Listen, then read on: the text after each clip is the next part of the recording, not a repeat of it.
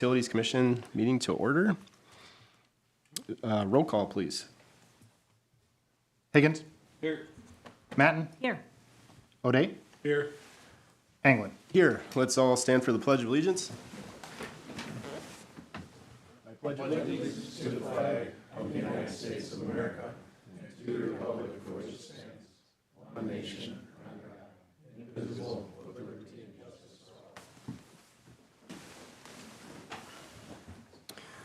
Okay, we'll move on to the approval of the agenda. Does anyone have any comments regarding the agenda for today? Make a motion to approve the agenda. Second. Okay, open for discussion. I would like to propose that we move the finance manager's report ahead of item B in unfinished business.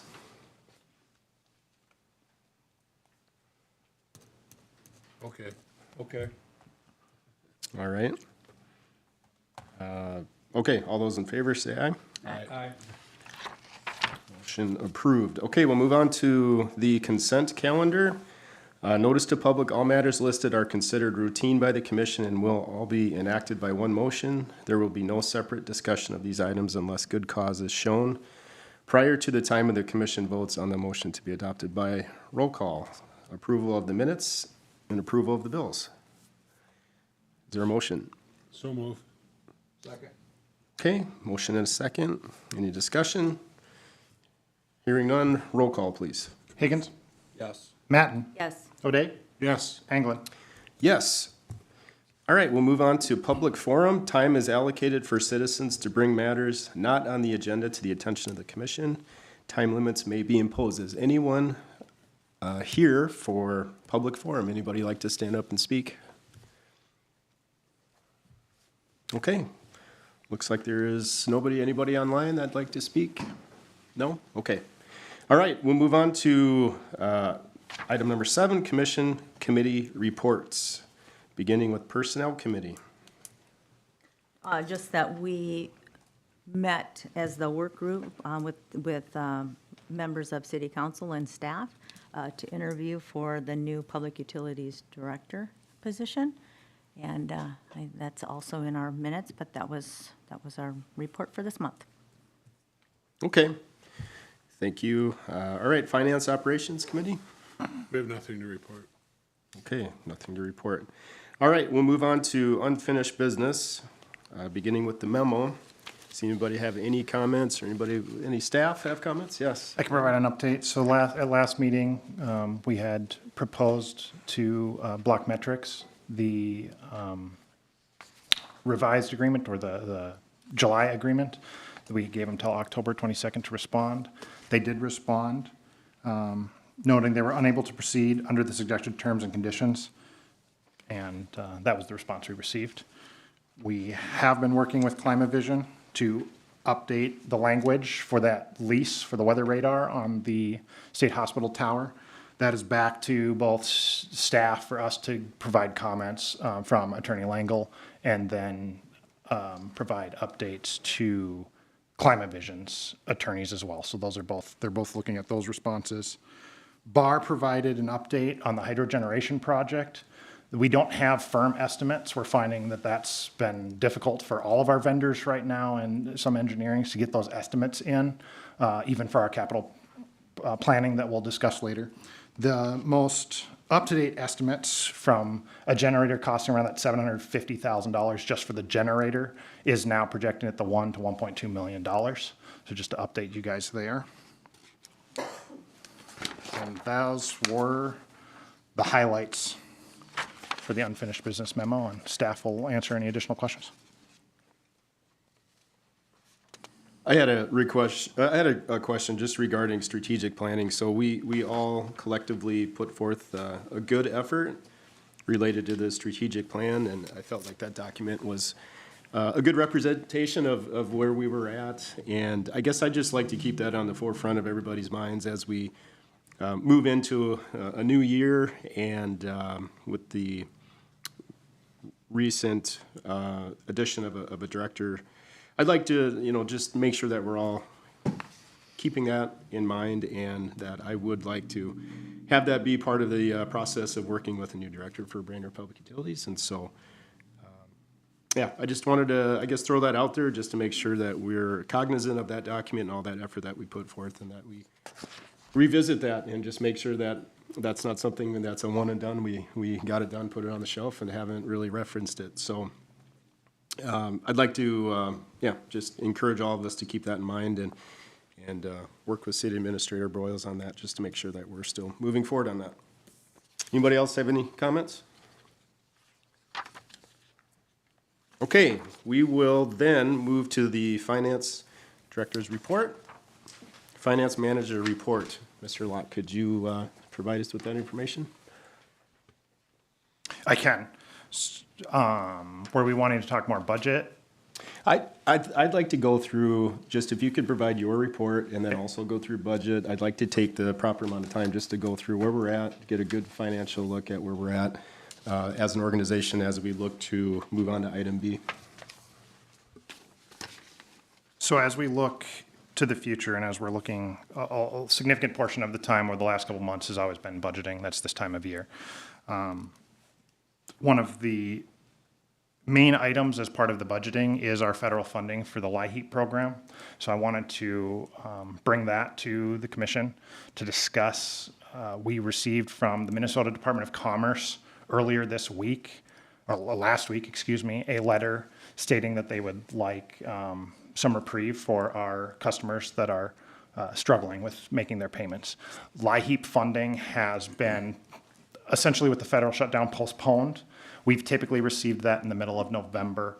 We are not anticipating to receive that until sometime in December now, where we have, I guess, been told and expect that that does not change any of our customers' eligibility for that funding. That funding typically comes through the Lutheran Social Services. What we really want our customers to know is that if they're struggling, call us, talk to us, make an arrangement. The only way that we're really able to assist our customers is they need to make that arrangement and keep that arrangement. So as long as they're calling us ahead of time, they cannot be disconnected. We don't want anybody to be disconnected, but those are the protections they have in place. They need to call and make that arrangement. So if anybody hears anything on the commission side, customers can make arrangements with us. They can talk to any of the girls on the staff, Jana, Lori, all the girls up front. They know how to help. So to reach out. As we've moved into the budgeting conversation, so as I kind of mentioned when we were giving the unfinished business memo update with Bar Engineering, what we're finding as we're trying to put our capital plan and that capital future together and those planning pieces, we are really struggling to get from vendors and engineers some estimates on paper. We'll get a lot of verbal estimates, but we're not getting the written estimates at this time. That could be the uncertainty with tariffs. That could be the uncertainty with the federal shutdown. There are those driving factors that we're being told are slowing that process down. I guess as a reminder, our capital and operating budget needs to be approved for November's meeting and then presented to City Council the first week of December per the charter. So that is still, at this point, we're on target for all of that. I don't have any concerns there. We're hoping with the new Public Utility Director coming on, we'll be able to utilize his skills to also assist in that capital planning piece. We have the operating budget that is a discussionary item here. A big portion of, not really a big portion, but a portion of that budget is the discussion on the pilot payment and how that'll affect the operating costs going forward. In the budget as presented, I did include that at the 3% of revenue estimate. So that is included in the current budget that was submitted. The handout I handed out earlier today with the combined budget, there was an error in the information in the packet. That error was related to purchase power, which just then affected the bottom line on the electric department and then the combined as a whole. So the projection for 2025 went from a deficit to a positive net position of roughly $2 million. So, may I?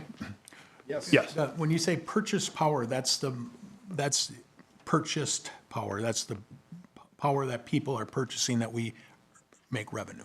Correct. So the purchase power, it includes the generated revenue we have at the hydro facility. So that purchase power number does include our hydro generation numbers because we sell that to ourselves. So that is included in that purchase power number. But that does include, yes, all of the purchase power from the solar facilities, hydro, and what we purchase from AEP directly. Thank you.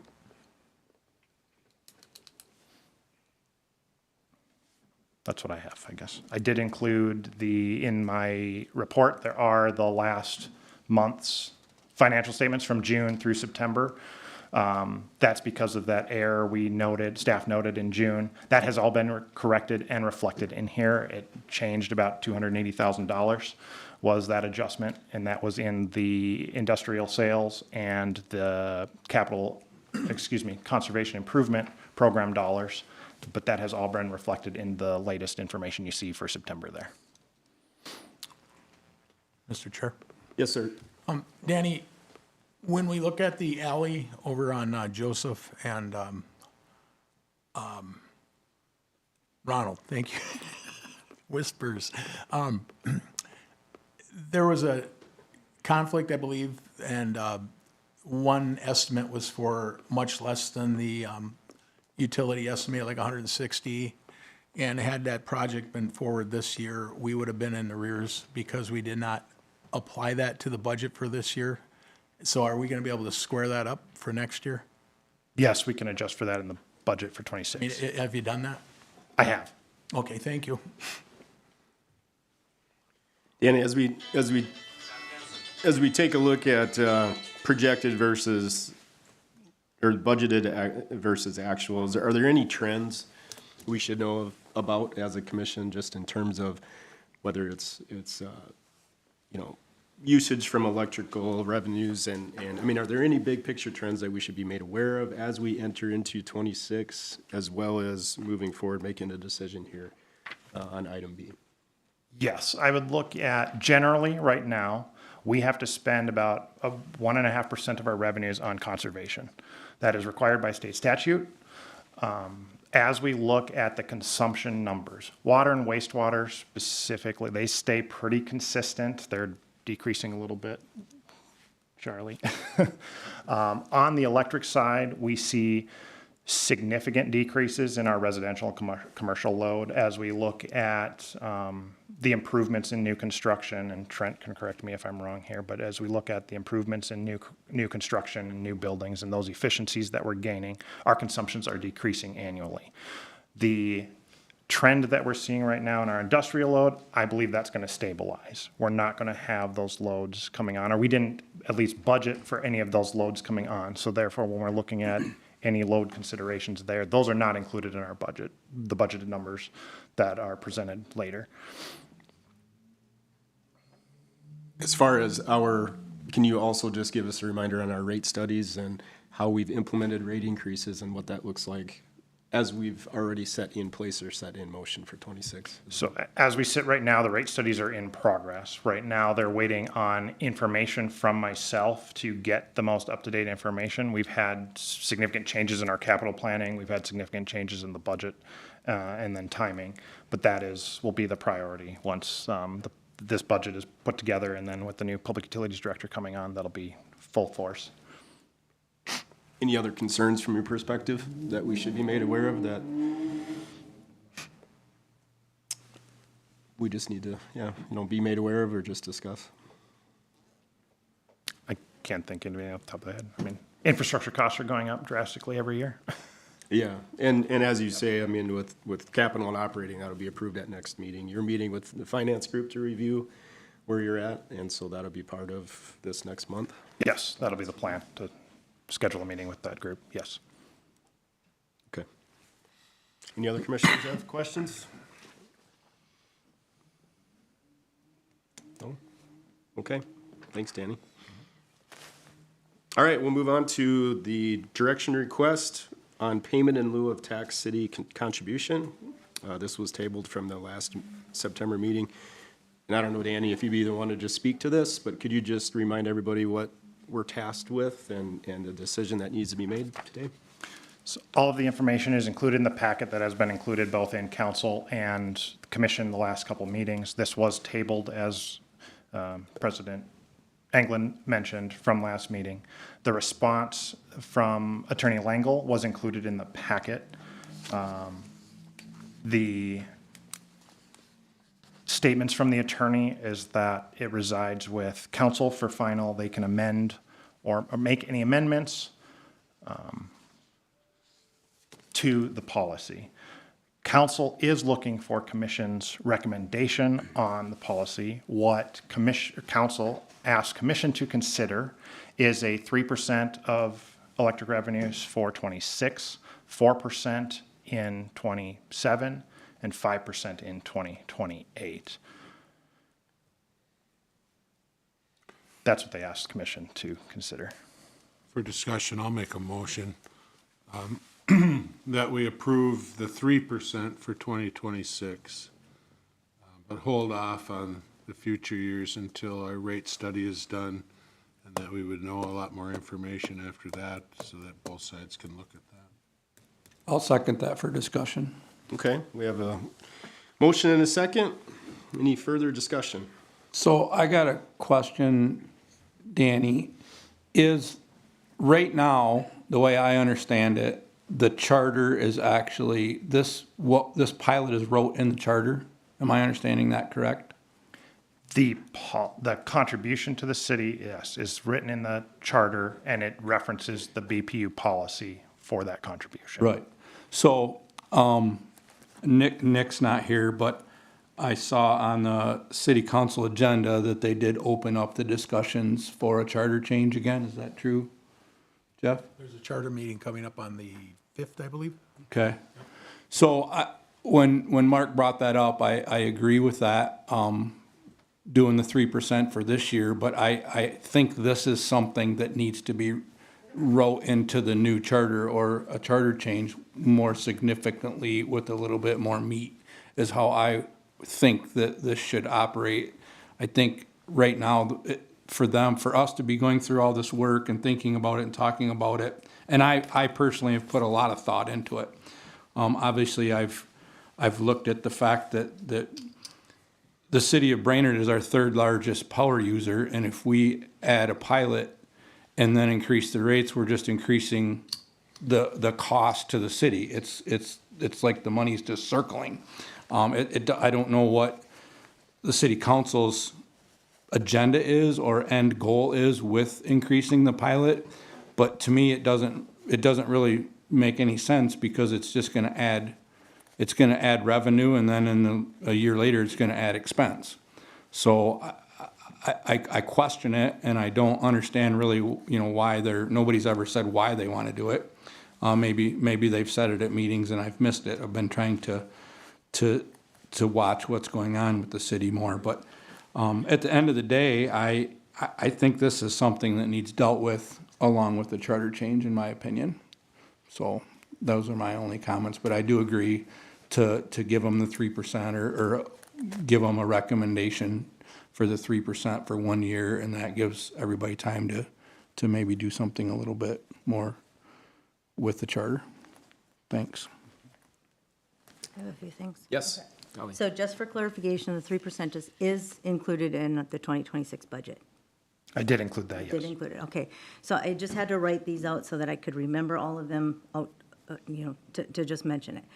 So a higher pilot could increase pressure on electric rates for businesses and residentials, which is a concern to me.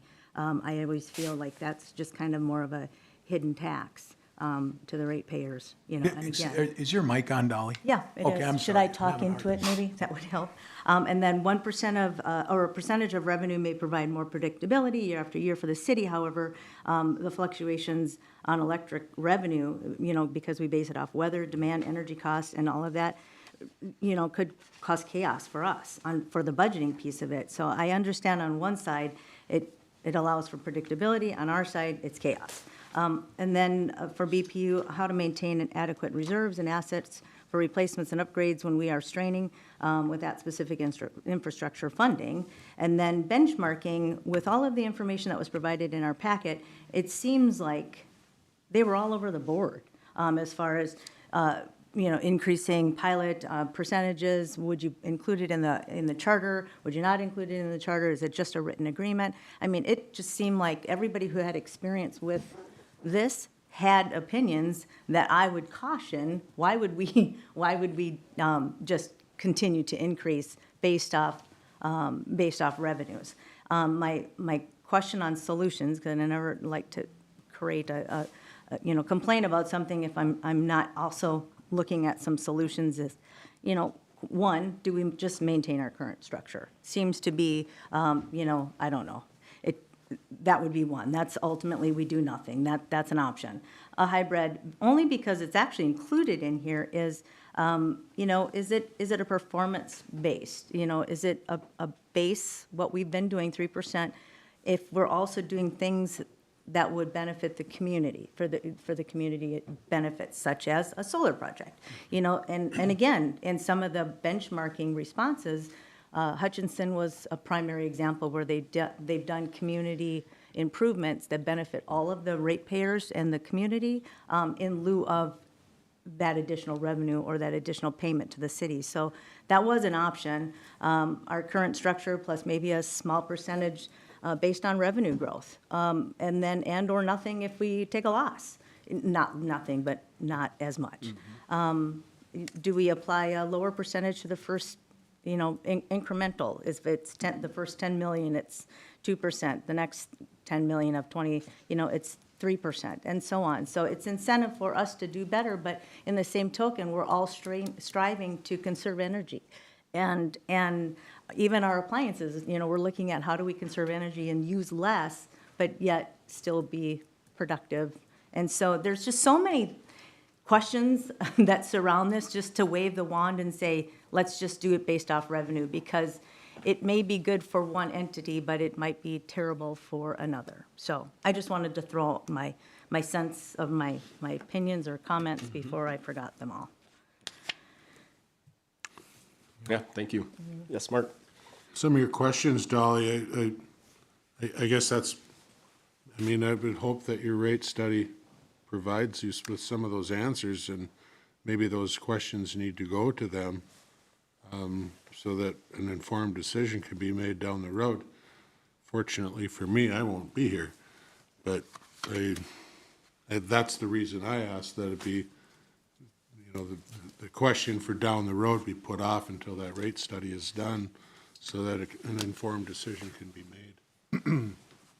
Agreed. So what I'm hearing is leave the 3% in the motion, leave the 3% for this year, and we assess it for this upcoming year with our rate study information, so we can make an educated decision moving forward and potentially offer some solutions. So that would be our formal response to City Council, right? Is that what I'm hearing?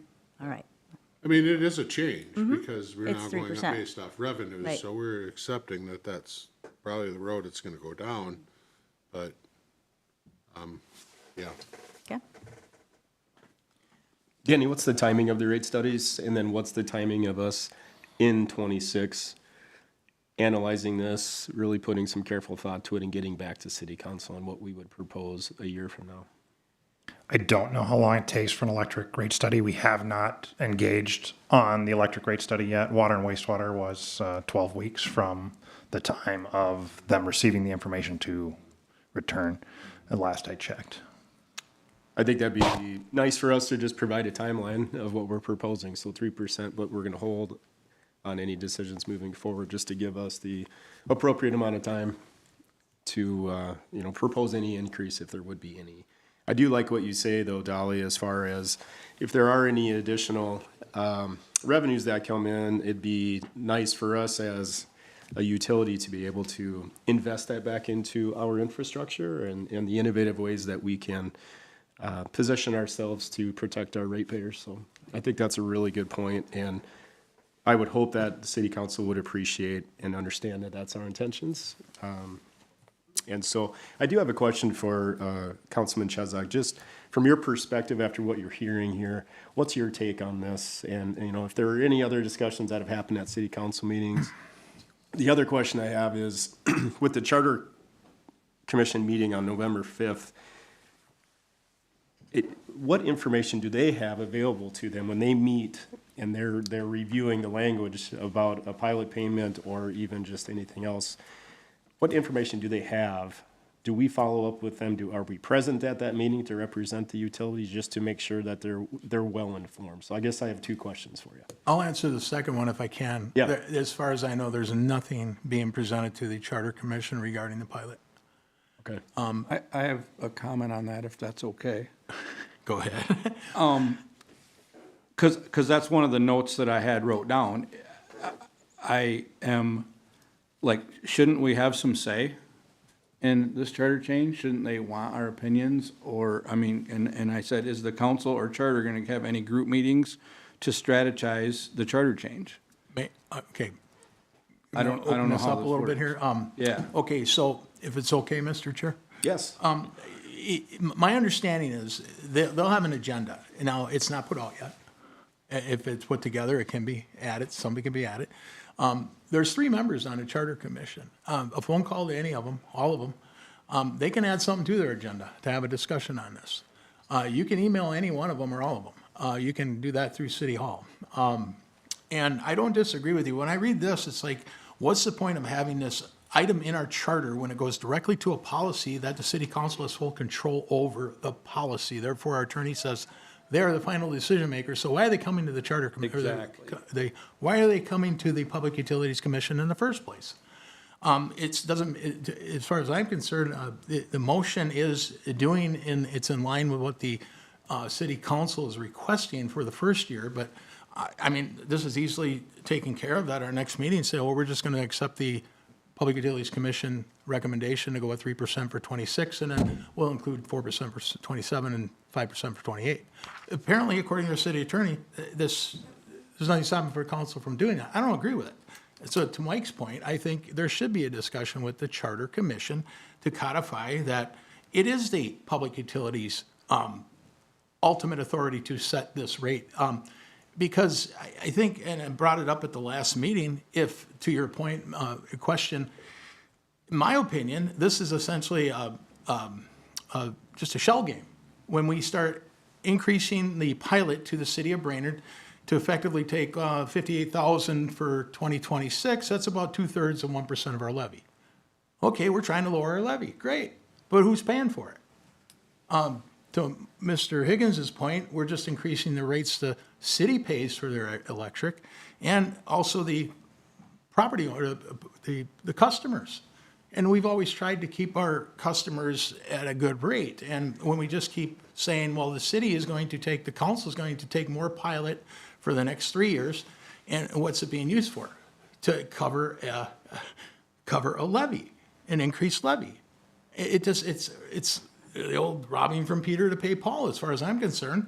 And you eventually say to people, when we have to have a rate study and it shows, well, your pilot's going to be increasing, therefore you're probably going to have to increase your electric rates. We're just saying, we'll keep your levy as low as possible, but as long as we keep getting more money from the pilot, we can do that. It just doesn't make sense to me. And this whole thing about the council has the authority to set the policy and amend it, well, it doesn't say the council has the authority to set the rate. It just says they set the policy and amend it.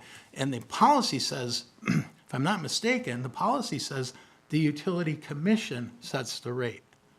So I think our city attorney is taking liberties with language, as attorneys like to do. Perhaps I'm wrong. I've been wrong before. I don't like it, but I think as a commission, we should ask our administrator to send forward a discussion on this to the Charter Commission and explain why we're looking for, to Mr. Higgins's point again, why we're looking for something more that makes sense to me. We have the chart, the council's asking the commission here to recommend to increase this rate. Why? They have the authority. It's a shell game. I don't like it. So to your question, I think I answered it. I can only speak for myself, though. If I didn't, let me Yeah. No, thank you. go on further if you like. No, I appreciate it. Yes, Dolly. Oh, it was just one of our very first benchmarkings from the Dakota County. He's now retired, but his very comment was, I would not suggest a charter provision, but instead a formal agreement, just because it can become a nightmare. So again, a city that's already had the experience when they put it in a charter change, to say, please don't do that, because that becomes a nightmare. I think you kind of need to heed some experience from outside our own city. But wouldn't we have to just take it out of the charter? That's what I mean. Okay, is that what you're I saying? mean, yeah, not to have this provision and outline the Right. percentages in a charter, because, Get it out of the charter and How often- negotiate an agreement. right. Can I just weigh in on that? Yes. But I think there's two different things there. I think, Mike, you're talking about the actual percentage or rate increase in the charter, and that's not in there. It says a commission. No, I'm talking about the language in the charter about the pilot. Right. Just totally get it out of there. Not have it in the, is that what you're saying too, Correct, Dolly? yes. Yeah, I mean, our world's complicated enough as it is, and our federal government just keeps making it more complicated. We need to figure out ways to simplify and minimalize this stuff so that our staff can go do their jobs. And we don't have to waste time talking about stuff this is irrelevant, because the city council can do whatever they want anyway.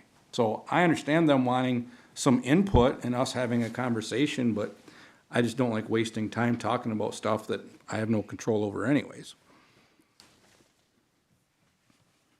I would recommend that you all make a motion to have this brought to the Charter Commission.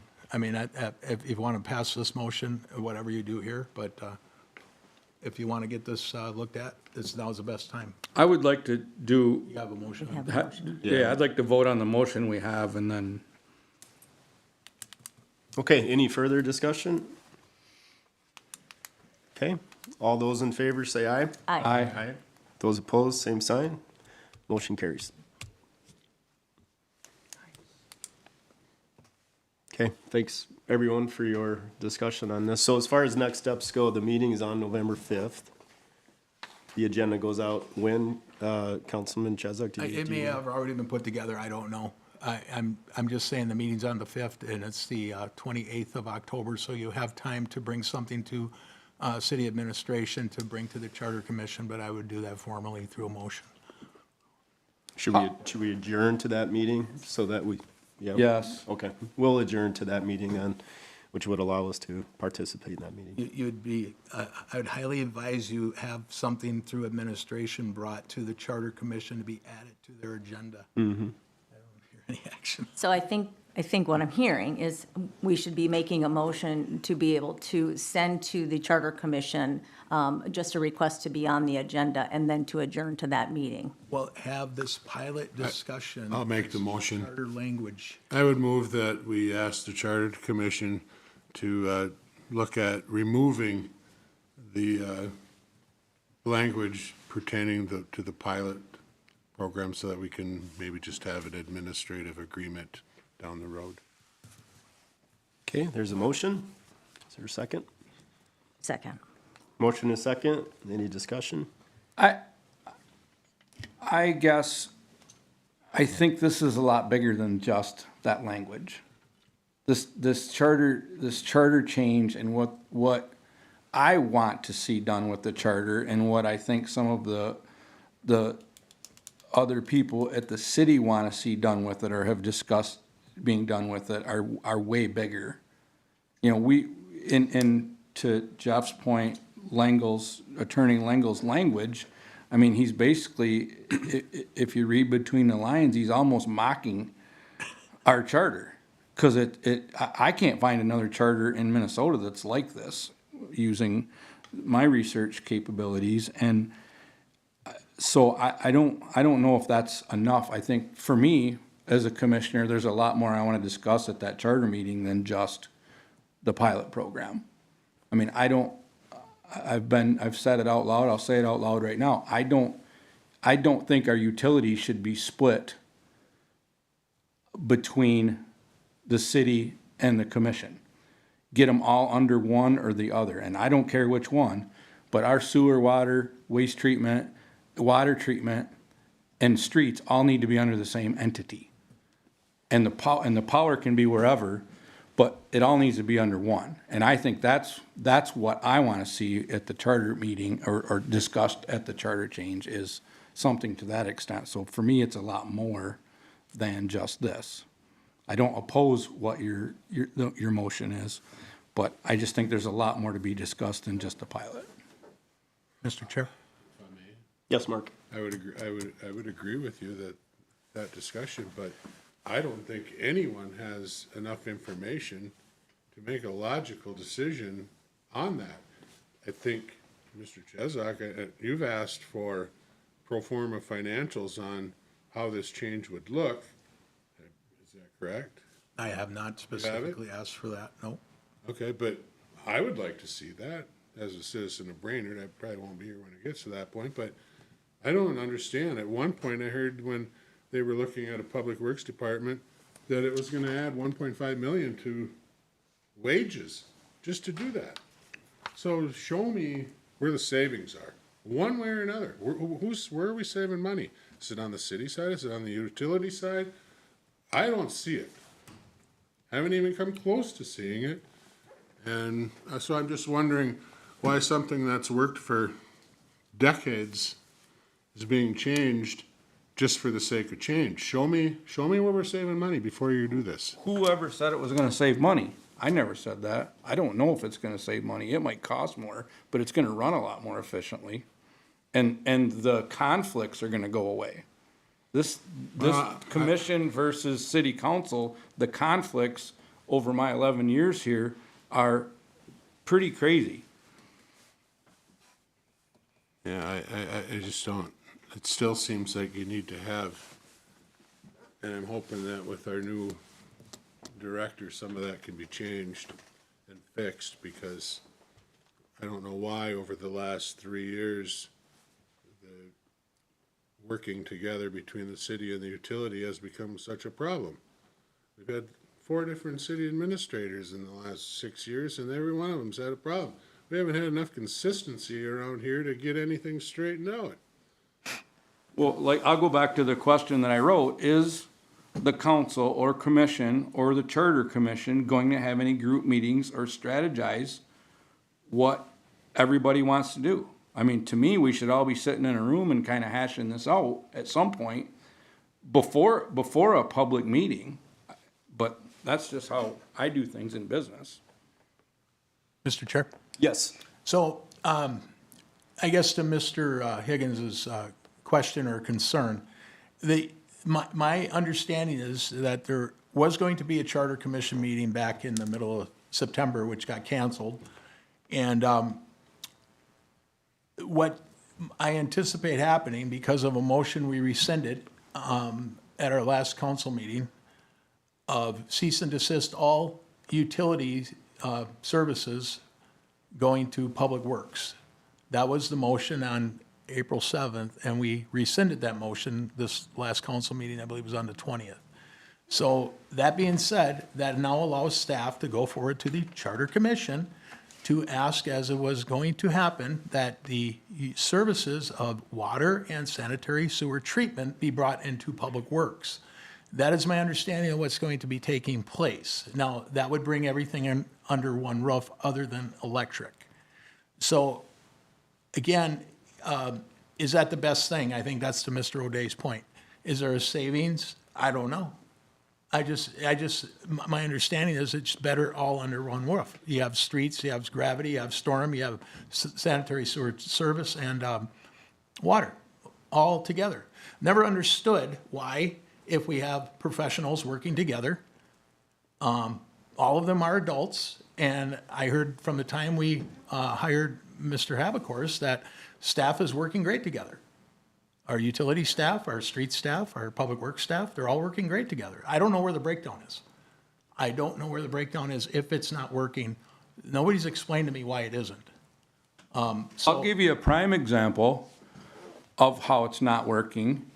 And correct me if I'm wrong, Danny, but for the 210 highway expansion, the city staff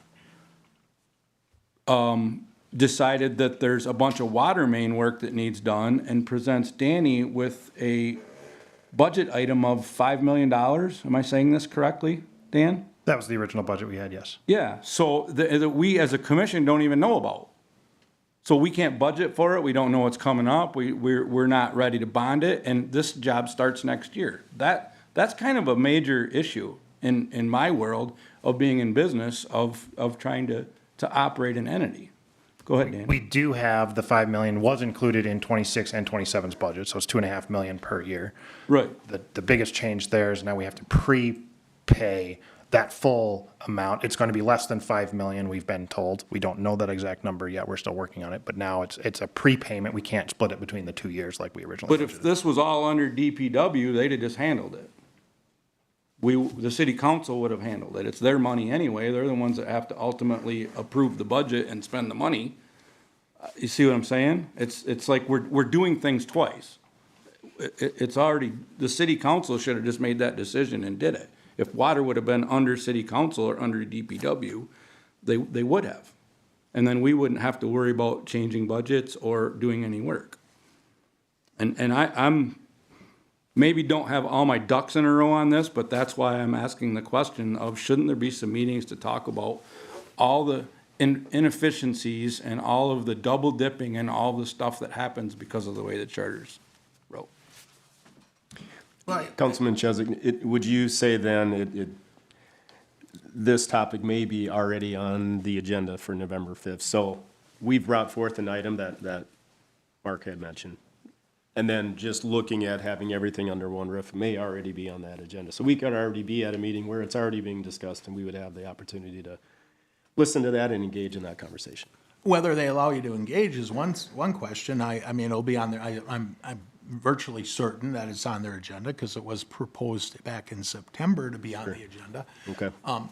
But if this project is scheduled for 26 and 27, where we have this $5 million water line or water works, or I think it was brought forth at least last year. I'm a little bit, I got to push back in a little bit, Mike, that, I could be wrong.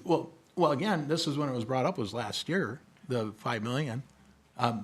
That's got to be covered, I get it, but where does that not leave enough time to figure out how you pay for it?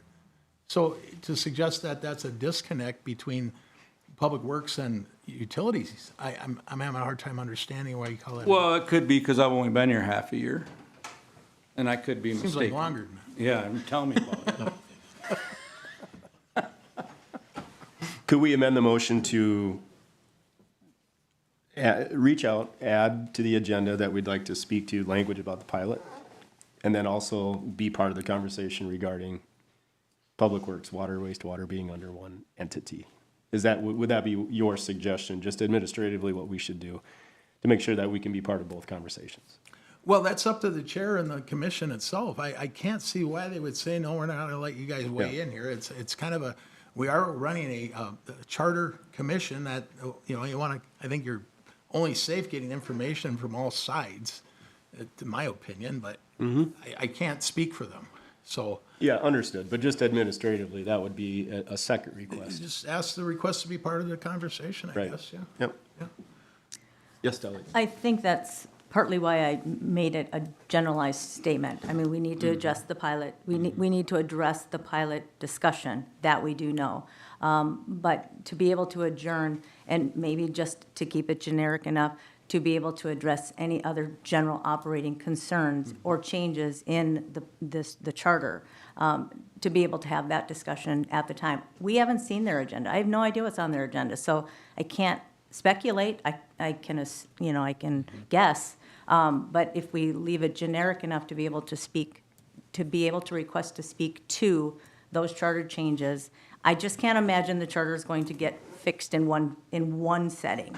You know, it's a living document that's constantly changing, and granted, it doesn't change often, but it is a living document. So I think keeping it open and generic enough to be able to have that ability to speak to anything that does come up, I think is a reasonable request. That's appropriate. Okay, there's a motion and a second currently on the floor, I believe. Do we want to amend the motion? Well, you made the motion, I guess. I mean, just amend it to be able to also speak to other proposed changes? Is that Yeah. Yeah, I think so. I would move to change my motion. Is that all right with the Agree with second? that? Mike seconded that. Second. so. No, Dolly was the seconder. well, then I swore Mike did, sorry. Then yes, Close enough. I would agree to that. Okay, I know, that's so long. we have a motion and a second. Any further discussion? If not, all those in favor say aye. Aye. Those opposed, same sign. Motion passes. So then we will officially adjourn to that meeting? Correct. We'll make that request? Okay, thank you. Thank you, everybody. Good discussion. All right, direction request on a donation of paint of main lift buildings. Do you want to start, Charlie, or want me to? So if you remember back, we had a donor come up from Rotarian to buy the materials to paint some structures down by the Rotarian Park over there, which we call and consider the main lift. We also are upgrading our main lift, or we're trying to get on the PPL list, which we are on the PPL list, whether it be a low funding level right now, potential. But we are looking at replacement of a few of them buildings down there or destruction thereof. If we look at reality, we're looking a few years down the road for any type of funding or activities, 28 and even possibly 30 as things are going. So the generous opportunity to maybe purchase our products too and then get them painted. We did receive one quote right now that we have from a contractor. We feel it's pretty reasonable. I'm waiting for another one, but it's really up to you guys if we want to go forward and get this done. It was relatively, I don't want to disclose any costs in case there's a second bidder that would come through. But I would like to move forward with this one quote that we have and reach out to that generous Rotarian and see what we can come up with, if that's okay. Okay, Danny? We would have availability in the 2026 budget to cover any remaining costs of the Rotarian if they were not willing to donate the whole amount. So we could move forward with the quote that was received at this time. Okay. Any commissioners have comments? Yes. Okay, so this facility could be completely new in perhaps as little as 2 to 3 years. Is that correct? Yes. So all the paint, all the labor would go bye-bye. Is that Yeah, correct? in the event of that, yes. Yeah, okay, so the plan is to have this facility completely new, right? That's the plan. May I? Yes, There's one structure there in the middle. The middle structure will maintain its operation. So there is one structure that will maintain its. Okay, I wasn't aware of that, but what I'm getting at is if you're going to have somebody, and this is gonna be not just a flat paint, you're looking at something artistic, is that correct? Is the whole hope here, the painting of something, a mural type? Is that the plan?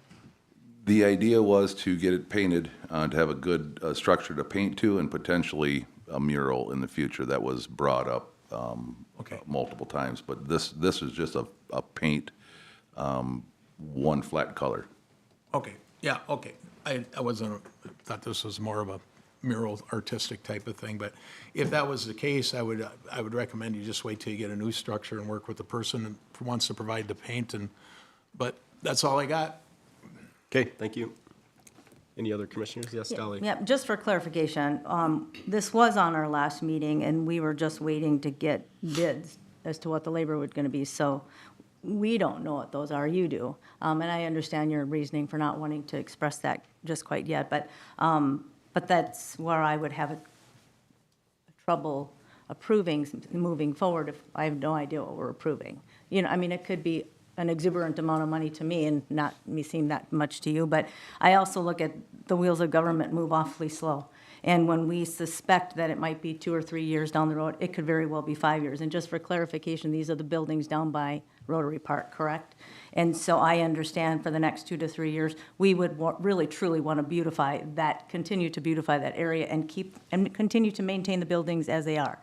So I feel if, in the event, if the labor bid is reasonable, but I don't know what that is because I don't know, I would welcome the donation, and I would welcome, making sure that we preserve that area for the next 2 to 3 years, because we don't know what 2 to 3 years is gonna hold from us. It could be another 5 years, and if we didn't do anything now, and in 5 years, we look at those buildings and they're, dilapidated because we didn't do anything 5 years previous, I mean, shame on us then. That's how I would look, that's how I feel about it, but I just don't know what the labor cost is, so I have a hard time approving it, that's all.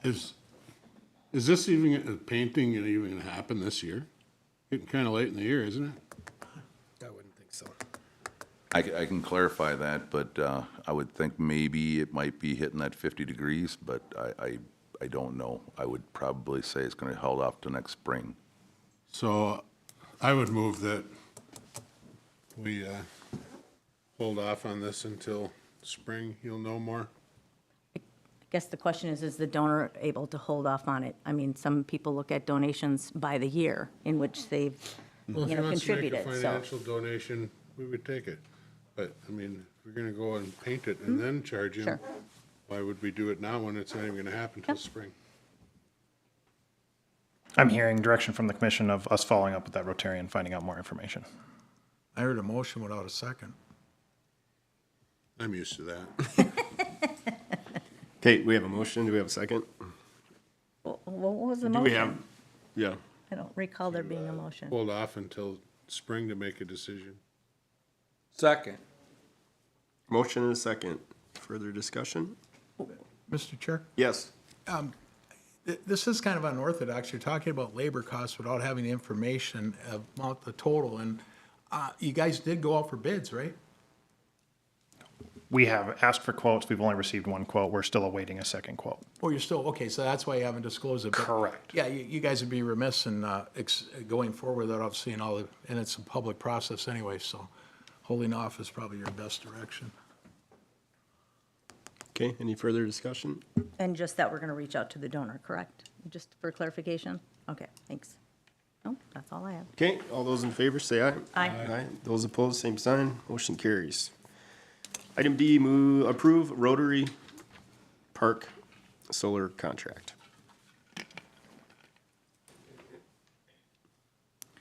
So as part of the Rotary Solar Project, the Attorney Langle has requested Commission's final approval of the Rotary Park Solar Project Agreement. That was included in the packet.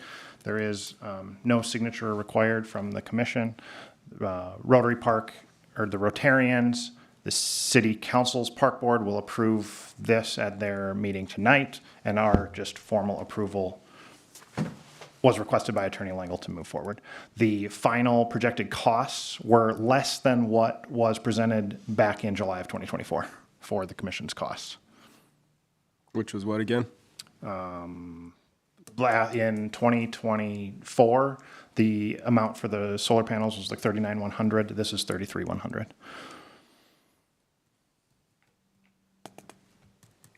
Okay. Do I Move hear to a- approve the Rotary Park contract. Second. Okay, we have a motion and a second. Further discussion? I just see this as a community benefit project, which would go back to our pilot. We were discussing, it's 33,000 of a payment that would have typically been made to the city anyway, but the entire city is going to benefit, and it's a wonderful project. I am appreciative of Attorney Langle cleaning up the contract. I'm assuming the dates will be corrected, because it says it starts September 2025. But it's, yeah, wonderful. Thank you. Well put. Okay. We have a motion and a second, so all those in favor, say aye. Aye. Those opposed, same sign, motion carries. All right, new business, discuss preliminary 2026 budget. Which we already did, kind of, but, yeah. We did, I can elaborate more. So in the packet, I presented the 2026, just the operating budget. The correction I discussed from the packet to what was handed out is related to the 2.6 million reduction in purchase power expenses. That was, I had an error in the formula annualizing that with the reconciliation. That was corrected in the handout that I provided. That went from a deficit of about 600,000 in the electric department to a $1.9 million surplus across all departments. The 26 budget incorporates the planned rate adjustments effective January 1st, which were approved as part of the multi-year rate strategy earlier this year. These rate adjustments are designed to maintain the reliable services and offset the inflationary pressures and strengthen that position as we plan for those future infrastructure needs. We discussed the capital plan earlier. I can elaborate more if you would like. The total revenues expected for the or the utility as a whole is 39.7 million. Total expenses are roughly that 39.6 million.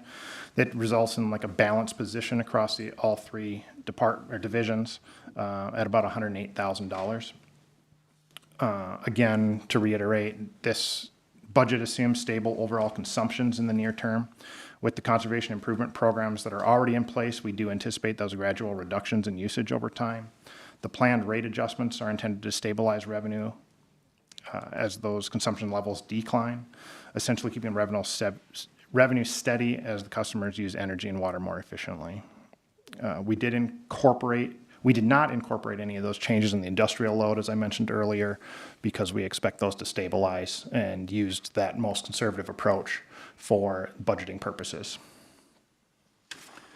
To note, the electric department right now, as staff is continually working on the budget, the electric department reflects revenues about 29.5 million and expenses just under 29.8 million, showing a deficit of $245,940. The purchase power still remains the largest cost in that department and always will be at this point. We are still meeting our renewable energy goals with this budget, and that has been reflected.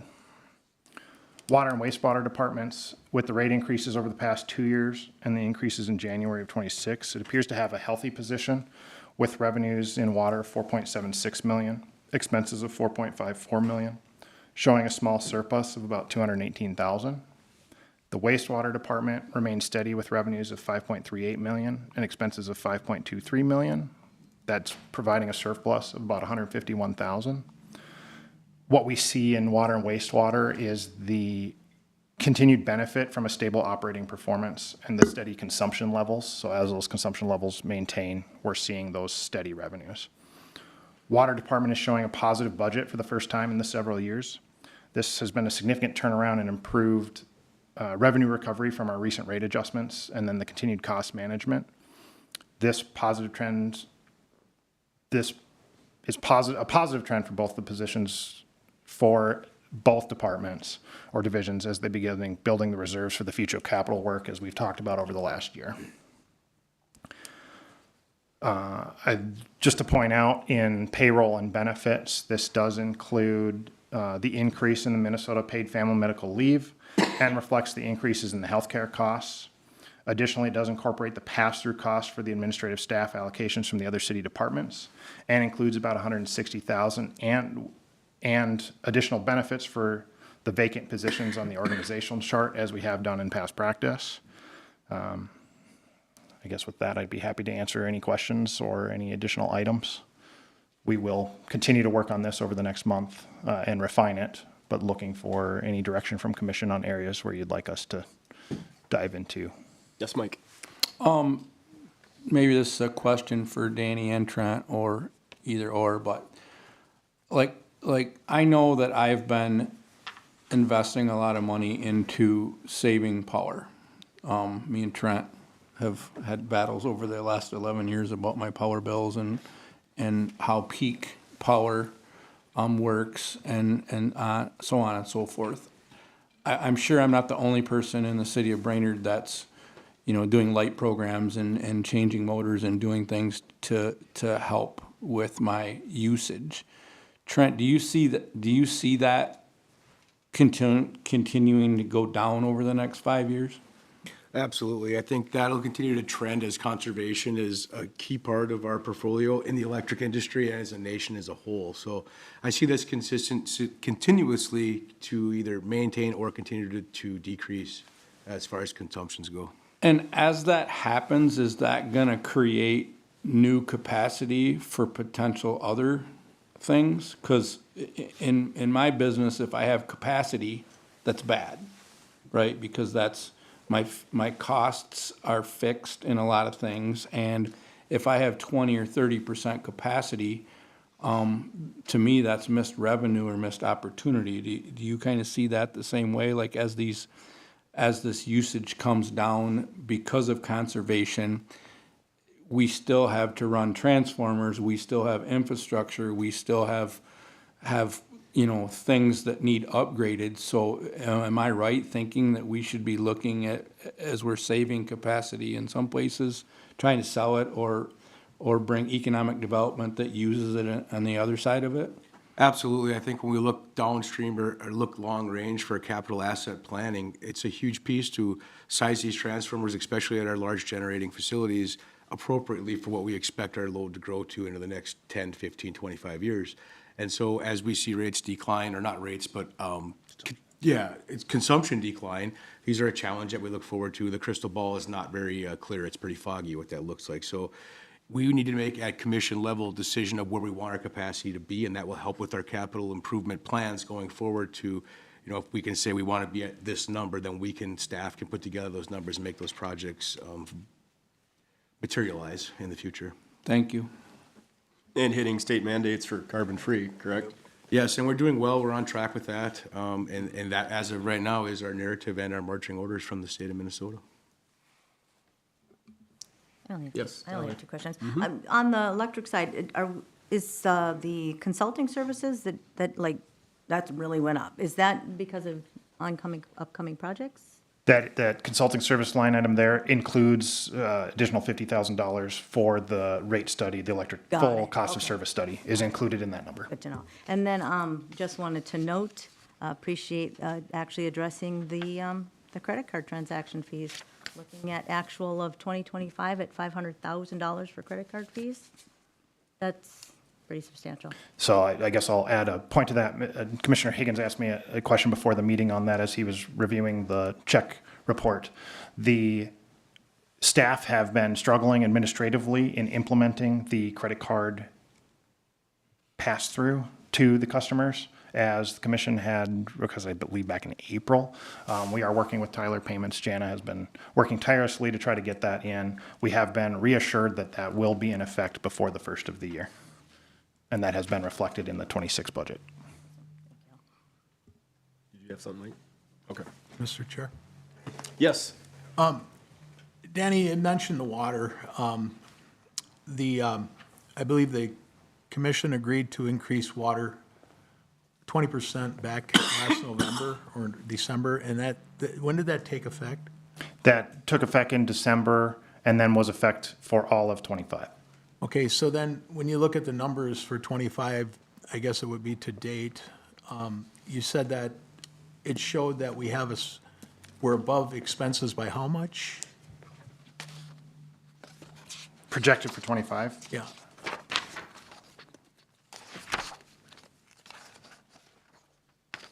You read it out. 260,000 for 25. Okay, and the total revenue for water was projected at what?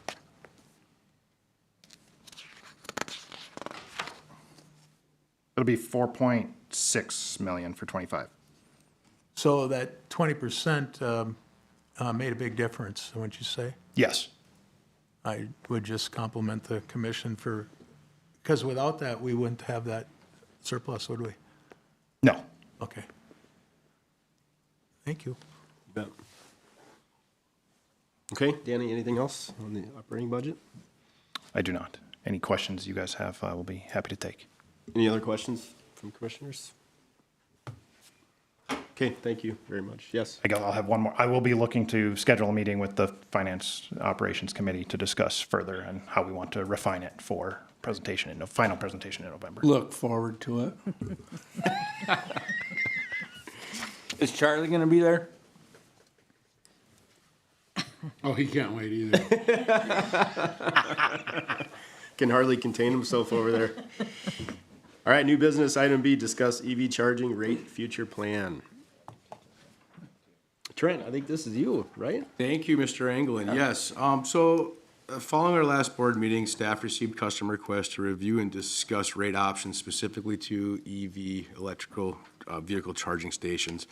The inquiry really focused on whether our current rate structure is adequate to account for the unique load profiles that providing EV charging can really put forward on our system. So the question we're really looking for from commission is, as of right now, we don't have anything currently designed in any EV charging rates.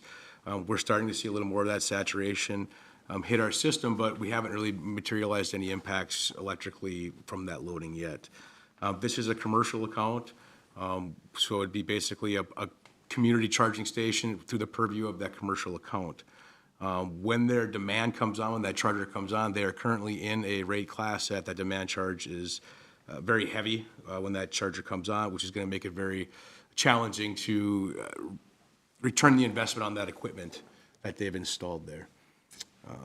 Doing research with a few other communities, I have found that on the commercial side, haven't been a lot of reprieve with current rate structures from the other utilities that I had looked at, but they are looking at things on the residential side. So off-peak charging, things along those sides that truly align with our residential customers. Where on the commercial side, that's going to be more of a challenge. Off-peak is going to be more in the middle of the night, so people probably aren't going to pull in there to get that best rate in the middle of the day on the commercial side of things. So as we kind of peel back this onion, staff's just really looking for direction. If there's any key points that commission wants us to consider as we develop this and try to bring back a policy for your guys' consideration. Okay, thank you, Trent. Any questions from commission members?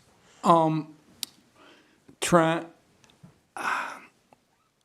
maybe, Mike, could we have somebody in the audience that's dealing with this? Is there any way he could get up and share his experience on what he's dealing with so that the commission understands what a potential commercial EV station would do? Would you be willing to do that for us? Sure. I'm okay with that, yeah. Awesome. Come on up. State your name. My name's Tony Bance. I'm the general manager at Tanner Motors. Thank you, Mike. Commission, ultimately, we installed a fast charger. I'm not sure if anyone here has an electric car. But ultimately, there's level 1, level 2, level 3 charging stations. I'm feeling you're more familiar with the level 2s that people install in their homes to charge their homes overnight during off-peak. It can be pretty slick for them to save money that way. The manufacturer, Chrysler, Dodge, Jeep, Ram, Stellantis, required us to install a level 3. I had a whole plan set up for level 2s, and the last minute they said, no, now you have to do a level 3. Needless to say, since the current administration, now that plan's all backed off, but we installed it. I kind of put the cart before the horse. Didn't know what I didn't know. Got it all handled, got it done. Took a year to even get it set up. That, by the way, I've also learned I can't charge for power, so that's on me a little bit there. But I kind of waited for a year-long process to be able to somehow recoup the cost when I have to charge customers. During that time, what I realized is the demand for a fast charger up here, especially during the summer when we have the summer guests come up, is very high. So when I wasn't able to charge and wasn't able to get the system set up and I turned it off, you'd imagine that the reaction was poor, even though it's like I haven't even provided it yet. And so then recently we finally got with the system, because even Chrysler was behind the 8 ball. They said, do this, but we're not sure how you're going to do it yet. Once we're able to finally set up where we can set up with a company to actually possibly charge the customer to recoup the cost, we were finally set up. Then, needless to say, we got our first power bill, and my utilities manager went, "What did you do?" And I went, "Turn it off." So needless to say, we kind of like the benefit of it because we know the demand isn't up here in terms of, I mean, I could pull registration from DMV, but we're not selling that many up here, but boy, do you see them a lot up here, right? And I would hope everyone else, if you haven't been able to see that, I'm not sure. But my point is, we like the idea of having another reason for people to come in, and so we made it public. When I started to talk to places in California or the cities or in bigger communities that are more used to it, a lot of them don't want the public coming to their charging station. They kept it behind because they don't want the Toyotas in their Chrysler lot. And I'm like, why do I care? I want them on my lot. I want them here. So the demand, though, is what caught me off guard. There is a huge demand. So if I can get it to a point where it makes sense to turn it back on, I think I'm fulfilling something that we have here. Now, I know on the other side of town, I know there's a few level 3s for up at the resort by the dance studio. Tesla's been here forever, and I think the Holiday Station just put in a couple. They had a tragedy when they were doing it, but they put in a couple fast chargers. I'm not quite sure how they're getting around it at the Holiday gas station, but I'm looking for help. How can I do this to make it make sense so I can turn the thing back on? And guidance was probably something I should have done 2 years ago, but here we are, so. Sure. Does that help? Yeah, I appreciate the conversation last week or last month afterwards, and I have shared that, you know, when I got here and I got my first power bill, it was a number at the big property, and then 3 months later, my guys decided to turn a whole bunch of lights on and that didn't need to be on, and I got a peak demand charge of $9,000, and I'm like, well, I mean, I thought me and Trent were gonna go rounds over that, but he graciously educated me on how it works, so I knew exactly what you were talking about listening to you talk. So thanks for sharing. We'll be talking about this more and trying to figure out a way to get this to work in a financial model for you. And I think that there's opportunity there again too. We want, you know, me at the Northern Pacific Center, I want those Teslas and I want those people coming down into Brainerd proper from the lakes. Right. You know, everything up there is dated, and we're just every day, every week, every month, we get more and more people coming to the Northern Pacific Center, coming to Brainerd proper, coming through Brainerd proper, you know, and we want more of that. So I support you, and we'll try to get it figured out. Appreciate it. Mr. Chair, Yes, sir. I apologize, but some of your explanation of what happened is a little beyond my scope of understanding. If you could just maybe, is it because of the peak power cost that is why you got hit so hard? Just so I can. Trent. I'm the liberal arts major in the group. I'll take a stab at that, yeah. So how our demand charges are set monthly, so your highest demand of that month will be your demand charge for the month, and so that'll continue to grow in that month. So essentially, what could happen is day one of that month, you turn your charger on, you set that demand, you could see that increase. That's gonna follow through the entire month. That one demand peak will stay there all month. So no matter when he turns it on, whenever it has usage, that's gonna set the demand for their entire general service.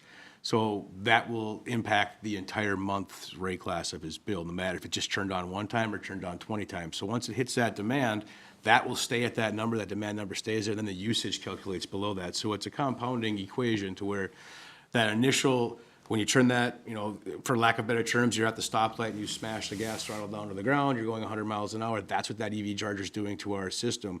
And then when it backs off and he gets to the next red light and he's not charging, now you're sitting there idling again. So we have to have equipment in to be able to handle that peak demand spike that comes on extremely fast on a level 3 charger.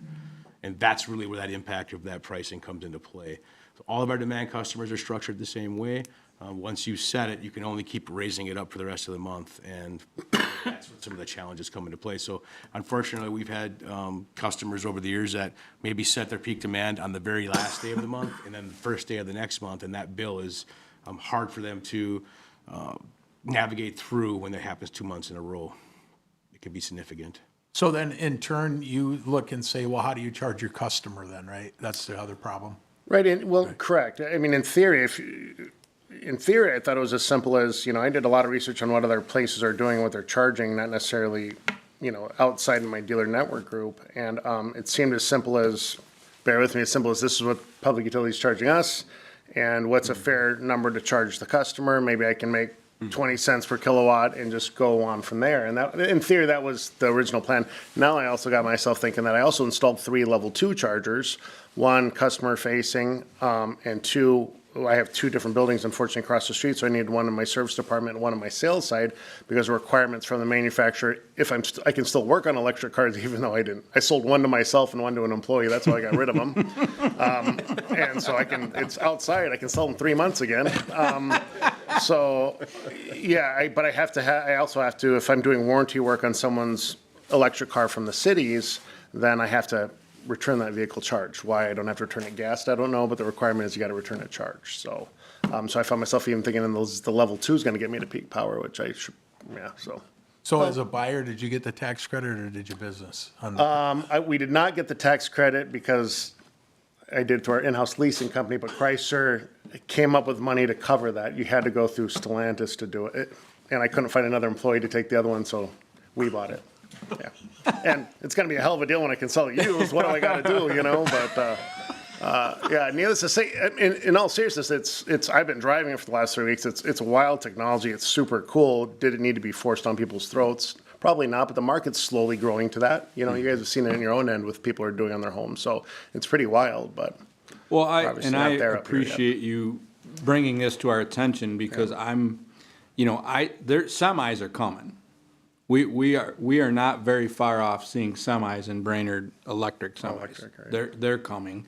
I'm looking at them. I have trucks that just haul in Brainerd proper, and I think an electric truck would be amazing. So, but this is all something we as a commission and staff need to think about because we can educate people. You're kind of the guinea pig. Right. And we can, if the next time somebody comes and wants to put a level 3 charger in, we can be like, hey, that's fine, but here's what we know. So, Right, so thank you. you're Thank you welcome. for being the guinea pig. If you guys want to take a selfie next to it, it's up to you. Mr. Chair, Yes. could I ask Danny a question? Yeah, Or Trent, perhaps? I think Trent. When it comes to our residential customers and those who purchase a electric vehicle and they want to charge at home, regarding our grid and the capacity that we can provide,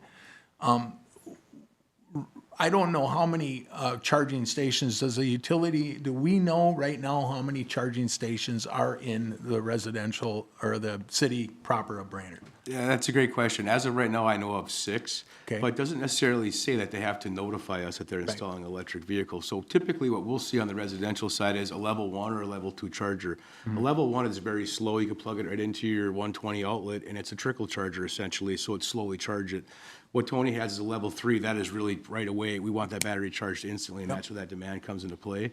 And what we're seeing in rate design for residential customers are, we can design our rates around off of our off-peak shoulder. So we can have them charge that from, let's say, 11 o'clock at night till 7 in the morning when we don't have the rest of our peak coming onto play. And that price point is pretty good for a residential charger at that point. It's really these fast chargers that put this demand on the system that we're considering, and it kind of goes back to Mike's question earlier, as we look out to our capital projects and asset planning for 25, 30 years from now, if there's not a gas vehicle in Brainerd and it's all electric, that looks a lot different to us as we plan out into the future. So initially, we thought the electric vehicles were going to come on pretty fast. That was the narrative, and so we were kind of bracing ourselves, watching for that load, knowing that we might have to make some capital decisions relatively quickly within a year or two if this impact actually came.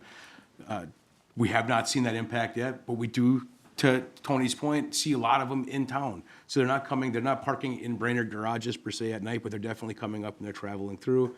So there is somewhat of a need for this charging, but unfortunately, a lot of that charging is happening outside of our service territory, around the lakes and stuff like that, where we don't get that impact for that So sales. if we go back to the, say, residential use exclusively in Brainerd, if that were to say for some reason increase to 20% of the residents who own vehicles go to electric and they have either the level 1 or 2, could we accommodate for that?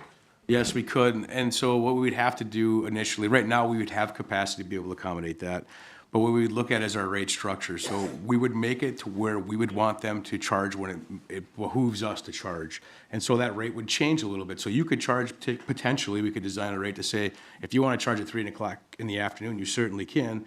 But we could put the programs in that meter and you're going to be paying a premium at 3 o'clock in the afternoon versus 3 o'clock in the morning. So we can design those rates to be where if customers are plugging in at night and letting it charge through the day, they should be fine during the day, practice back and forth wherever they're going. If your dog ran by and unplugs your car at 2 in the morning and you don't realize that, you might hop in your car at 7 a.m. and not have a battery to get to work. So they want that ability to charge quickly from time to time. So there's different scenarios, different people have different schedules, and that's all gonna impact how we look at our rate structure, and really, it depends on our shoulder season, or our shoulder times of day when our peak load is going. There's an idea of invention of dog-proof chargers. Yes, yes. I only bring that up because it was an actual case study that happened. So I think this is good we're talking about, because there is another customer within our territory that you've worked with, that I've worked with, that's planning on these as well. So I think it's nice to be ahead of it, or at least catch up to others within our community. So what does that look like for us moving forward, though? What's our next steps?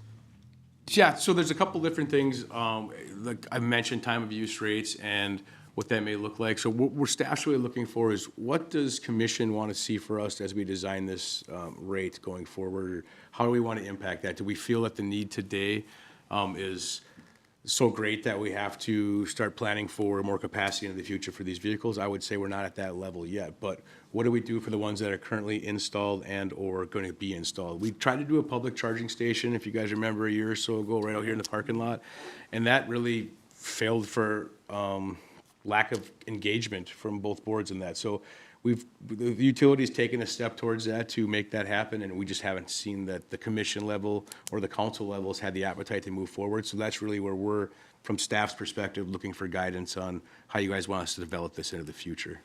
That was because of the cost of the infrastructure. Exactly. And so And that the is the same return. reason why we charge a demand rate on this account, because we had to upsize that transformer 2 times to be able to handle that initial inrush load of that level 3 charger. So we have to install a bigger piece of equipment to be able to turn that charger on. So that can all be resolved through a rate class, but we're gonna get pound for pound back for what we put into that transformer. And so that's where it makes it a challenge to make it lucrative on a level 3 charging situation, because of the extra infrastructure costs.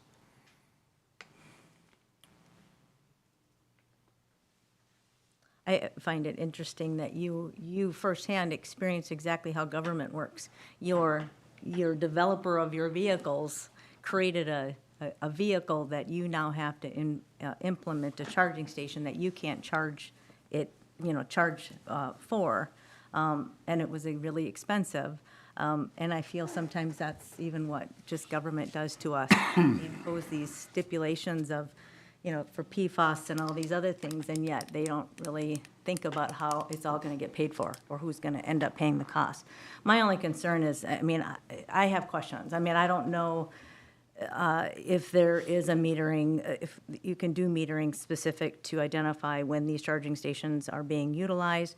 I've always understood the demand is building a highway for rush hour traffic. You build a highway for that rush hour traffic. You don't build a highway for, times when people are, just getting around town. And so the cost of the energy is still the same to us. And so that's why there's a lot of things, questions I would have as far as, do we even have options to be able to modify or create a policy, or, identify, charging stations as opposed to general use for our commercial users. So I think there's a lot more questions I would have before a policy could ever get created.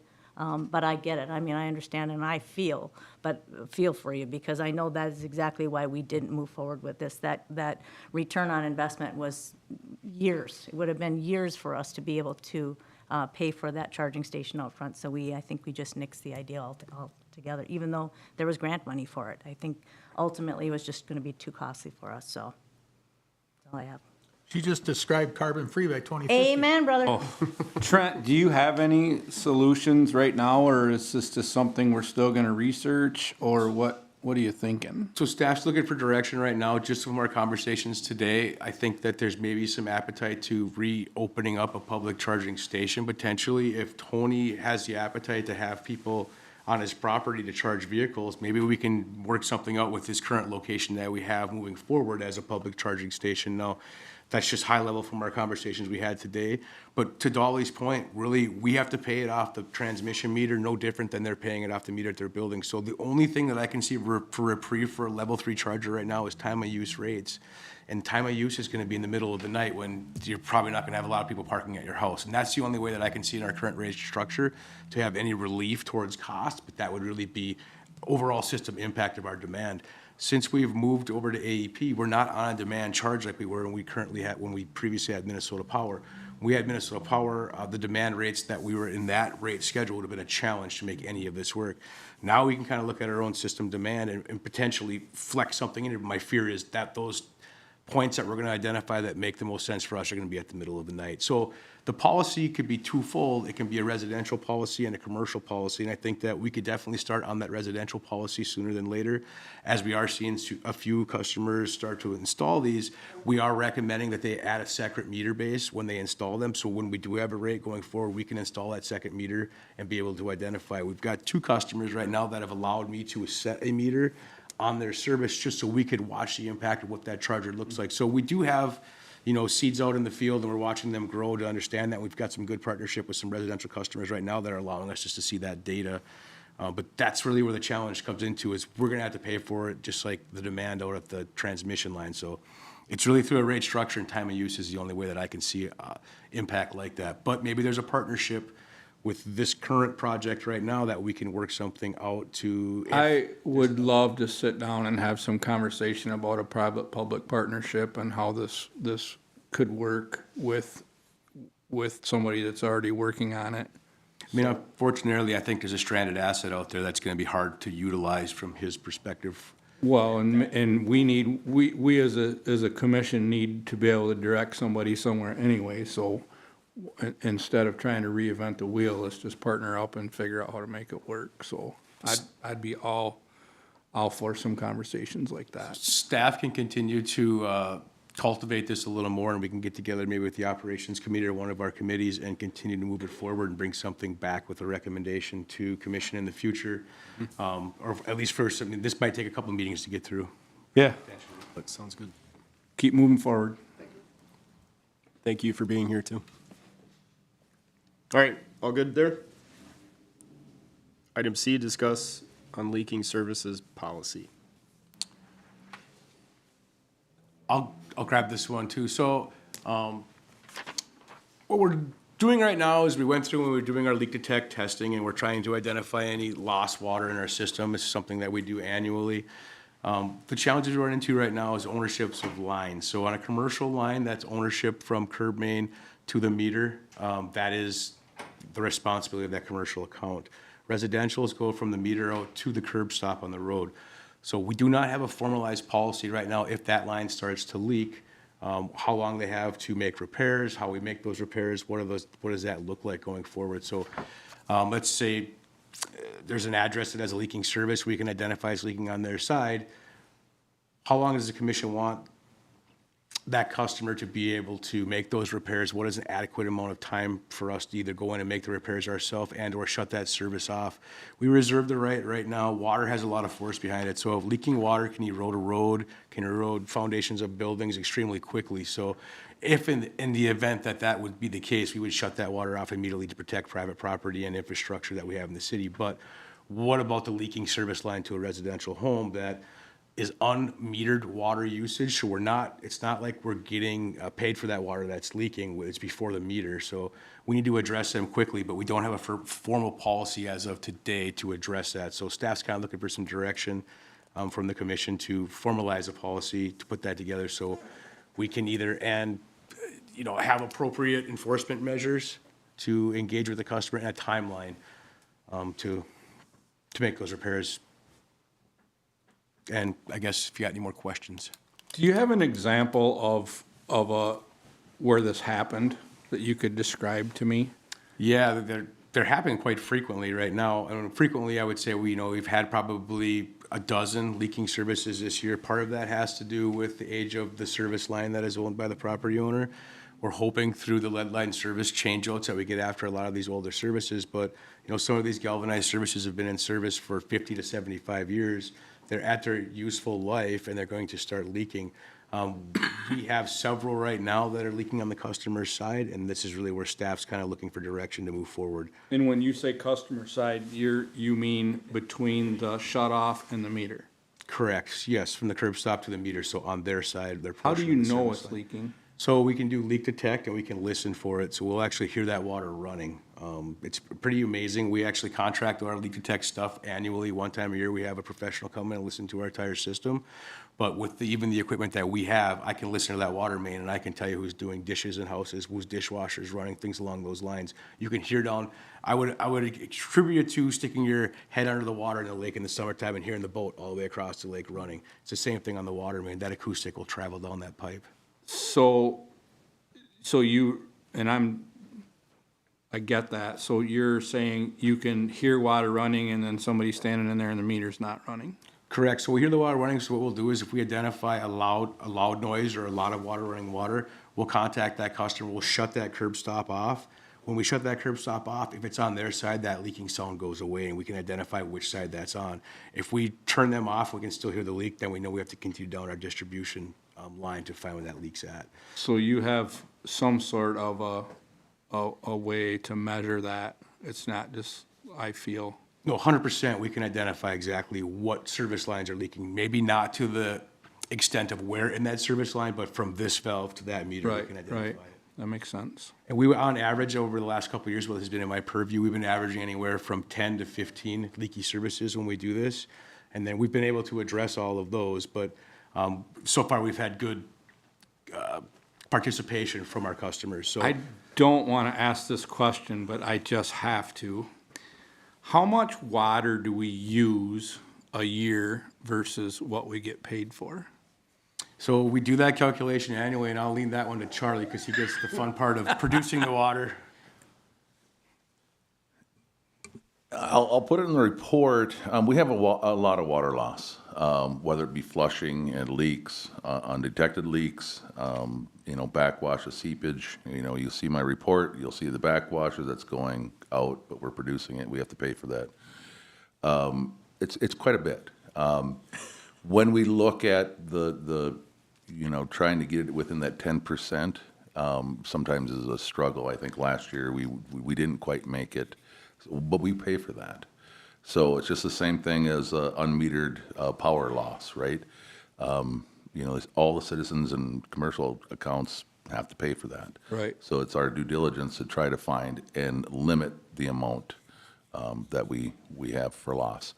When I say a lot, when you look at 10% of the total annual production, that's a lot of money. How many gallons do we produce a year? I would have to look Ballpark. that number. Yeah, we're looking in the range of 300 million gallons we produce to. So 10% of distribution that's 30 million gallons? that we're losing. That's why the reclamation, Million gallons of water a year due to blowing out fire hydrants, leaks, flushing. flushing. Yep. And there is an operational appetite that is, distribution systems, it's frequent that you flush out your system. and turn that water over. So we would anticipate some of that water loss just through operations of a distribution system, but, this is a challenge that we have in that just starting the littlest, smallest leaking services, if they go on for years and where it's daylighting is not impacting anybody, potentially these could leak forever. And I'm bringing up this way because I just want people to understand the enormity of the situation that, 30 million gallons of water is a lot of water that we're producing and paying for and treating, and it's going through our distribution system. So I'm just trying to put it in a perspective that the public could understand. Yes, sir. Jeff, yep. I believe that's 60 water towers over there by yesterday's gone, 30 million. Anyway, when you have a service line that's leaking, do you have, by the sound, you can't tell with the volume, you just know it's leaking, correct? That is correct, yep. Okay, so what happens, does it just go into the soil? Does it erode? Does it create a sinkhole sometimes, or? That's a great question. We see all of them happening. So, depending on where it's at, we have very sandy soil in our region right here. So it's very easy for those services to leak right into the ground or not actually daylight. We've had water main breaks that will surface 4 or 5 blocks away from the water main break, and that's just the water following the least passive resistance till it pops out of the ground. Also, when I raise my hand, what's the oh for? Anyway, Just about like you laughing when I'm talking, Jeff. about the same. Anyway, so the policy says then you shut the water, the curb stop off, Are we allowed to say, you're not getting water until you fix it? I doubt that's our policy, is it?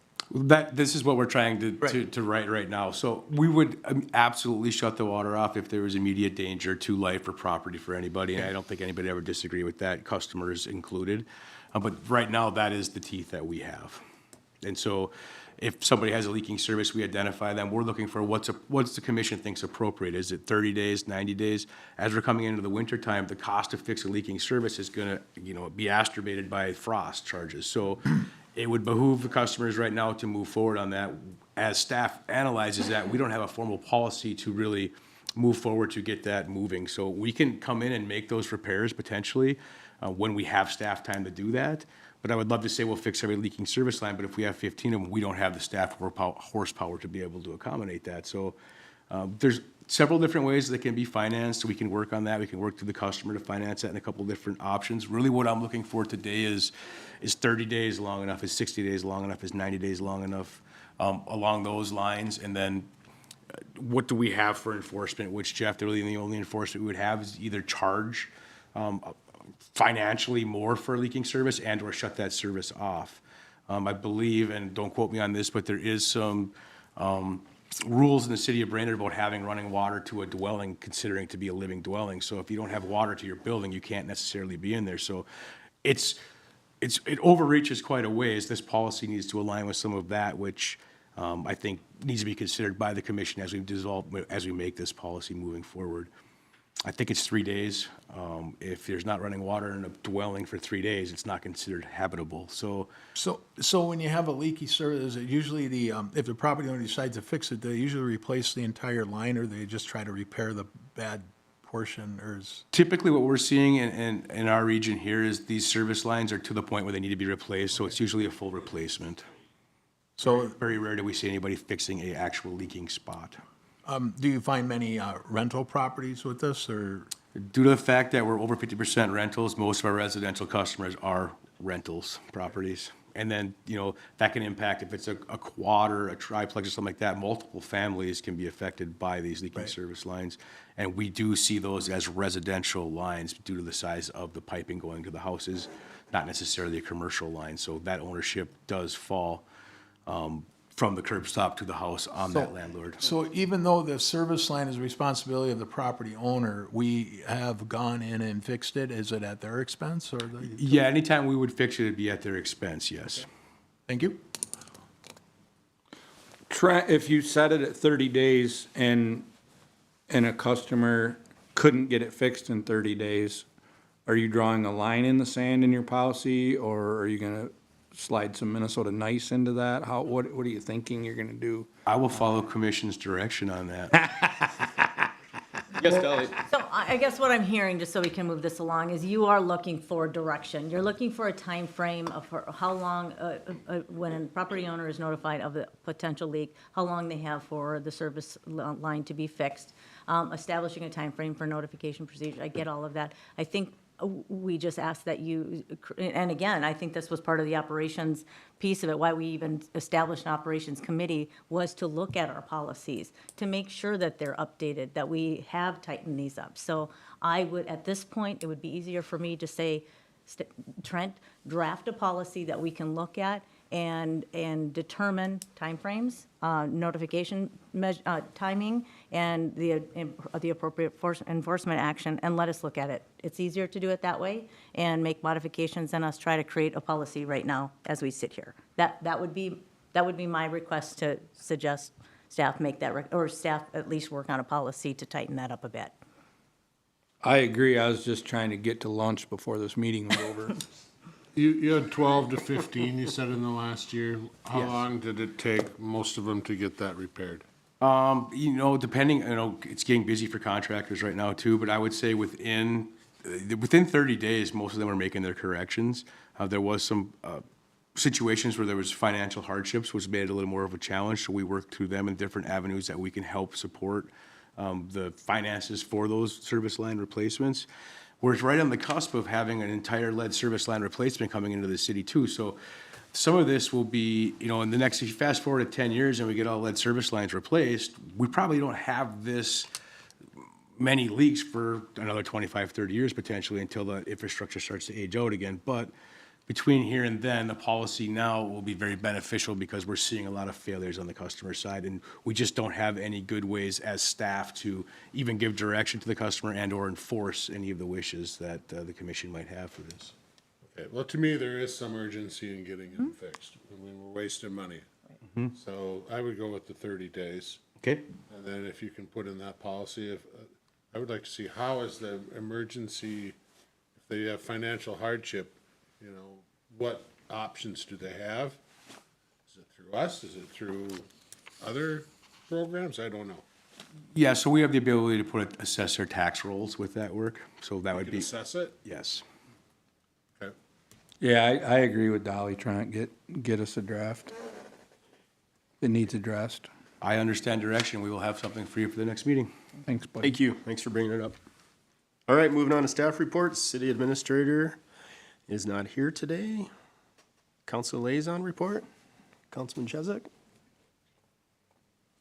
Jeff, any update from the council? No, just, thanks for all you guys do. Appreciate it. Yeah, likewise. Thank you. Chris? Nothing in addition to my report. Wait a minute.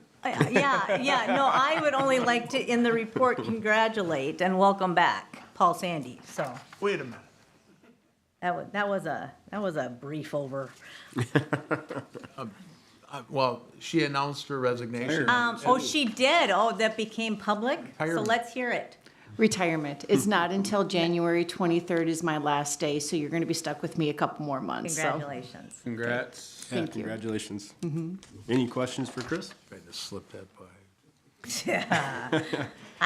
See, my lips were sealed because you said it wasn't public. I didn't realize you made the announcement. Thank you, Dolly.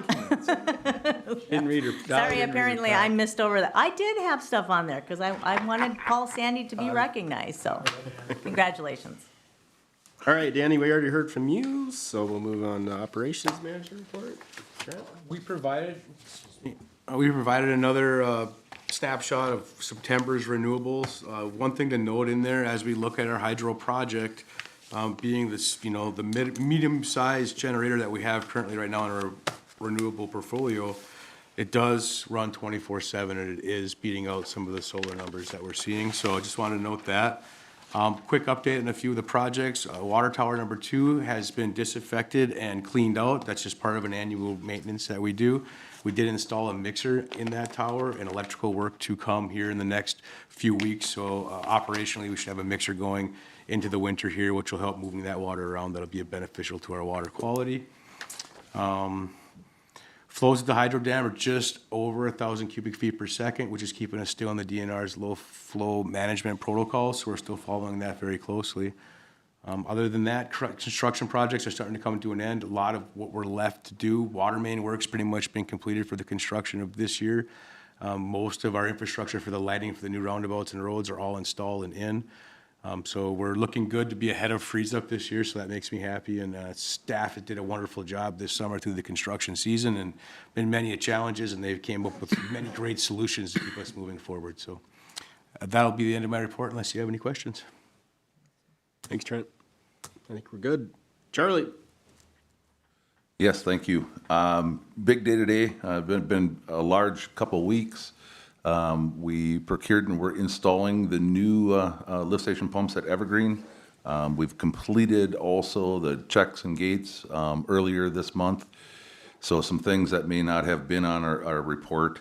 So one of the things about commercial users, how am I doing, right? Peak demand. All these equipment that we're replacing are 1980s or even more vintage. So the efficiencies of them electric motors, we share a lot in common, whether it be water or wastewater production and loss. Any input, anything on my end, I can do better, let me know, but we are watching it. The meter's just like every other customer. We are charged accordingly. Thank you, sir. Any questions for Charlie? I just got one. Yeah. On your report here, Charlie, 2025 Brainerd total flow was 35 million gallons and change there, a decrease down, I'm sorry. Oh, wrong one. Where, I'm sorry. Combined total flow, 54 million and change. I don't know. I was looking at this, oh, 1 second.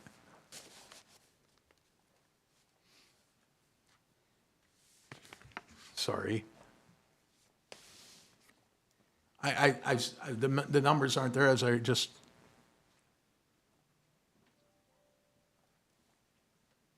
Okay, I must have listened, I heard it wrong, I apologize. It was a huge decrease from the previous year. And I guess that's not in there. I don't know what I was hearing. Yeah, and Apologize. no, do not apologize. You'll see that fluctuate from season to season with if we had rain, if we didn't have rain, if we had colder temps, if we didn't. Okay. You will see fluctuation just like power. It's exactly the same concept. I don't know how I heard it. I listened twice and it was there and I don't see it, so I must be dreaming. Anyway, Right, sorry. the better we do on leaks is the less we have to put out in north and south too. And again, you know, any work that we do in our distribution and anything we catch also can save us money. I just have a couple. Yes, Dolly. Just a couple quick questions. The Evergreen lift station, did we budget for that? Or was that just a, whoops, hey, we gotta fix it? Yep, no, we combined, it was March, I want to say I presented it to buy the new checks and everything and new pumps and replace that. A year ahead was the pumps or the checks and valves. I just wanted to kind of wrap that one up and start to operate that one. So we did, I did approach and we actually spent next year's checks and gates, I think was 87,000. That work is performed and that was on the bill That was statement. my next question. Are there any other check valves or anticipated lift stations of Not- similar age that need to get replaced? Yes, but not on this year's budget right now. All right, and then I'm just really glad to see there's only 157,000 gallons of biosolids in storage. Yep, and we're It's a good feeling we're going still into going. I mean, we'll go until the snow flies. All right. That's where we're at. And then last, the emergency generator maintenance, were there any other things identified that, you know, during that testing that we should, that we need to, like, plan for in the future? Did anything crazy come up during your testing, or, I mean, it was just a standard test? No, we're running them monthly, and now when we look at demand charge, so being the ones that do have, the larger ones that have the generators, implementing running the generator, so we're not getting that peak instantaneous look at and paying for that the rest of the month. So that is being engaged also. So if we have a generator and we're going to pump out or do something to engage that status for that standard operating procedures. And my last question was on the water tower communication failure. Do we have a backup for that copper line being cut and it? No, not currently, but we're in progress of doing that with Okay. fiber and networking. Okay, Yes. awesome. All right, thank you. That's all I have. Thanks, Charlie. You bet. All right, moving on to commission member reports. Mike? Thanks. Yeah, Jeff, I just wanted to clarify my that I made that you questioned was because you can't see my crap-eating grin that I have on my face. No, it was So- an uh-oh. So that It was, an uh-oh when I, yeah, that was like, I just wanted you to know that I was being sarcastic and giving you a hard I time. heard an uh-oh, like. Call it what you want. That's all I got. Good clarification. Mark? All right. Dolly? Just congratulations, Chris, and thank you for staff for all of the very defined reports and very in-depth. I really do appreciate it. It's a lot easier to keep track and follow through and go back and remember. Sorry, I didn't remember about the lift station budgeting, but I just couldn't remember. All right, thank you. You bet. Yeah, and thanks everybody for sitting through. It's a longer meeting, but I felt it was a really good discussion, so thanks for everybody's time, and we will adjourn to the November 5th Charter Commission meeting. Do I hear a motion to adjourn? So moved. Second. Discussion, all in favor, say aye. Aye. Those opposed, motion passes. Thanks, everybody. Thanks, everybody. Yeah, I know. I thought it was funny.